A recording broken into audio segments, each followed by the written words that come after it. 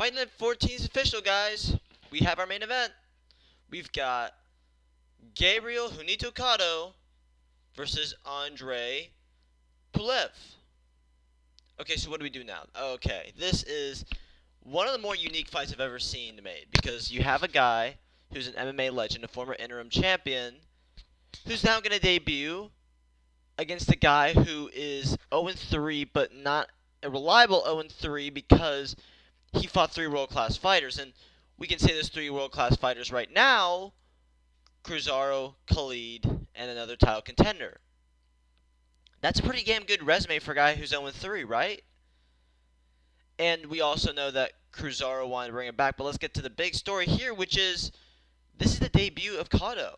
Junito, he's here. Finally, we have our guy. This is a good fight. I don't know really how to explain it much because I don't know too much about both guys in general. I never did see Andre fight. But based on what I've heard, and this is what he told me, he hasn't boxed in a while. He has been training, however, so that gives me hope. At first, what I thought when I first saw this matchup, without any recollection, without any idea who these two were, was so they're just gonna put Cotto up against nobodies and see if he can get on top. Well, now the fight gets interesting because now you don't just have the storyline of Gabriel Cotto making his debut and see what he can do. You now have Andre trying to get back on track after only fighting last year. New tools, new fighters. This is a welterweight bout, I believe. Gabriel Cotto's got a lot of work to do to get up to the top. This is a great fight for him. It's going to be weird when we go to the main event of Fight Night and we're like introducing in the blue corner, we have Andre Pulev, who's 0-3. How are you going to say that? It's really tough to make a Fight Night based around a guy who's 0-3, even though the 3 guys he fought are title contenders, and one of them is the greatest of all time. So it's interesting. This is a risk by Raimundo, but I think it's going to work out. I don't think it's going to be a bad fight. Based on the past I've seen from Cotto, I mean, even though he's got work to do with his first time stepping in the RBC ring, the guy has pressure under his belt, so this is a good start for him. Now, is this guy going to be the next big thing in the welterweight division? Is he going to be the next title contender? That's very interesting to think about because why are we giving him the main event if he wasn't a chosen one because this guy's an absolute striking specialist. When you watch him in RCL, he was very, very good throughout his MMA career. He put a great fight against Derek Cormier. He's a former champion, so he knows how to fight under this type of pressure. So now what? Now what do? We have this main event. It's going to be the KBS Hall, which, by the way, looks absolutely beautiful, and it's probably a perfect place for a fight night in Kyoto, Japan. I'm excited. I think this could go one or two ways. If Cotto wins, this puts him on board. This is a high-stakes fight for Andre, though. He needs to win this fight if he wants to get back in contention. I'm not saying turnaround stories can happen, but it's certainly not a good look when you go 0-4. At that point, it doesn't really matter who your competition is. But when Cruzaro vouches for you to come back, telling Ray exactly he needs to get this guy back. Bulgarian knows what the hell he's doing. That gives you a lot of confidence he can win this fight. This is a very, very close fight now.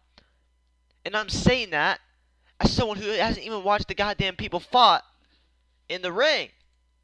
I'm not a reliable source. I'm just telling you what I know. And what I know is debut for Cotto.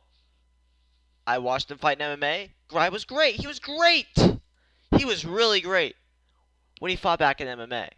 And he's a striking specialist. And we have Andre Pulev, who I've heard only good things about. And the only reason his record is a certain way is because he just so happened to fight 2 of his opponents were the 2 best in the world for a very, very long time.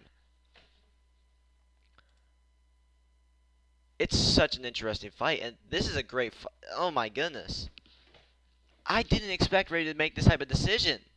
You're debuting a high-level fighter who's never fought before against another high-level guy who's never won before. How crazy is that? It's a big risk. It's a very big risk. But damn if he didn't take it. Wow. Wow, wow. That's all I have to say. My official prediction for the fight, I based on what I've seen from Cotto, I know more about him than I know Pulev. But I know Pulev was competitive in his fights. So based off of that, I'm gonna go with Cotto. I think both guys have been training, but I need to go over the eye test. I think people will say Pulev wins the fight because he's more experienced. But then again, he hasn't been in competition for over a year. But then you can say that Cotto's never even fought before as a boxer in RBC. So he doesn't have the experience yet. But high pressure, and I think he's a high level fighter. I think his boxing will translate, and I think he can win. Don't talk to me. I'm not a reliable source. The fight I know more about is one we'll be talking about in just a few minutes. Jam versus NJJ, of course. But this is interesting. It's gonna be a learning experience for me. It's gonna be a learning experience for everyone else.